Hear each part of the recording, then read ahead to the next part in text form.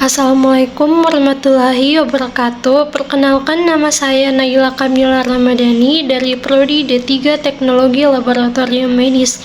Di video kali ini saya akan membahas tentang spektrofotometer UV. Apa itu spektrofotometer UV? Spektrofotometer UV adalah alat yang digunakan untuk mengukur intensitas cahaya yang diserap atau ditransmisikan oleh suatu sampel pada panjang gelombang tertentu dalam daerah ultraviolet dan visible. Daerah ultraviolet 200 sampai 400 nanometer dan daerah visible atau tampak 400 sampai 800 nanometer. Karakteristik dari spektrofotometer UV, alat laboratorium ini terkenal sebagai alat uji praktis dalam hal preparasi sampel dibandingkan alat uji jenis lain.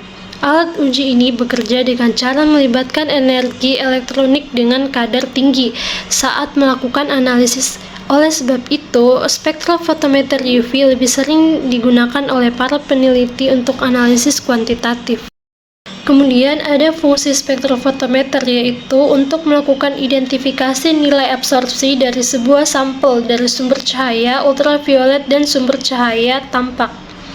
Kemudian ada komponen utama dalam spektrofotometer UV, yaitu yang pertama adalah sumber cahaya, yang kedua monokromator, yang ketiga kuvet atau sel sampel, yang keempat detektor, dan yang terakhir yaitu yang kelima adalah display.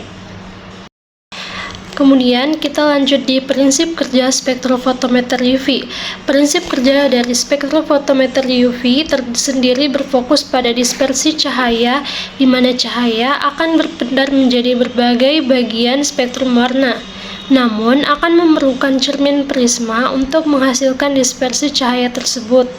Alat ukur satu ini memiliki prinsip yang berjalan lurus dengan hukum Lambert, yaitu hukum yang menjelaskan tentang absorpsi atau penyerapan dengan intensitas cahaya.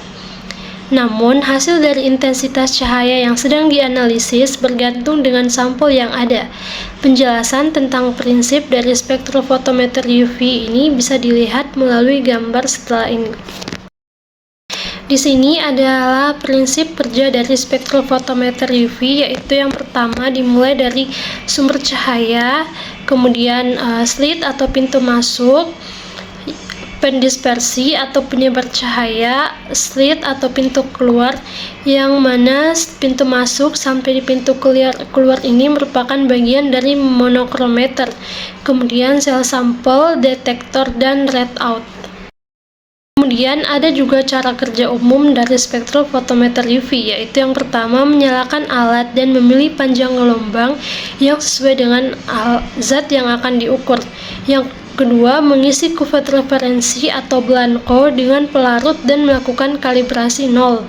Yang ketiga, mengisi kuvet sampel dengan larutan yang akan diukur. Yang keempat, membaca absorbansi atau transmitansi dari layar. Dan yang kelima, jika diperlukan, buat kurva kalibrasi untuk menghitung konsentrasi sampel berdasarkan hukum Lambert-Beer. Dari penjelasan yang saya sebutkan, ada beberapa hal-hal yang harus diperhatikan dalam penggunaan spektrofotometer UV, yaitu yang pertama, kesalahan pertama biasanya terjadi disebabkan dengan adanya serapan yang pelarut lakukan selama observasi. Kita bisa mengatasinya dengan cara menggunakan larutan berisi. Selain komponen yang sedang dianalisis, contohnya adalah zat yang dapat membentuk warna. Yang kedua, perhatikanlah bahan dasar dan serapan yang berasal dari kuvet. Kita harus selalu memastikan bahwa kuvet yang digunakan terbuat dari bahan berkualitas. Dan yang ketiga, adanya kesalahan fotometrik saat observasi menggunakan spektrofotometer UV. Namun, kesalahan terakhir cukup normal, terutama dalam pengukuran absorbansi. Itu terdapat kelebihan dan kekurangan dalam spektrofotometer UV.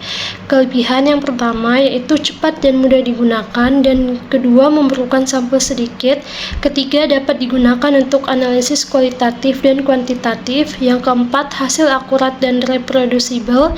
Untuk kekurangan, yang pertama hanya efektif untuk senyawa yang dapat menyerap cahaya UV atau cahaya tampak.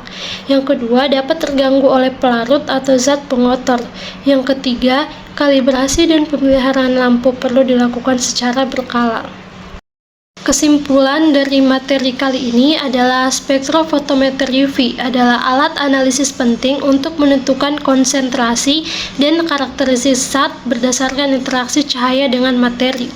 Prinsip utamanya didasarkan pada hukum Landau-Beer dan penggunaannya mencakup berbagai bidang ilmu dari kimia, farmasi, bioteknologi, hingga lingkungan. Sekian dari saya, terima kasih. Assalamualaikum warahmatullahi wabarakatuh.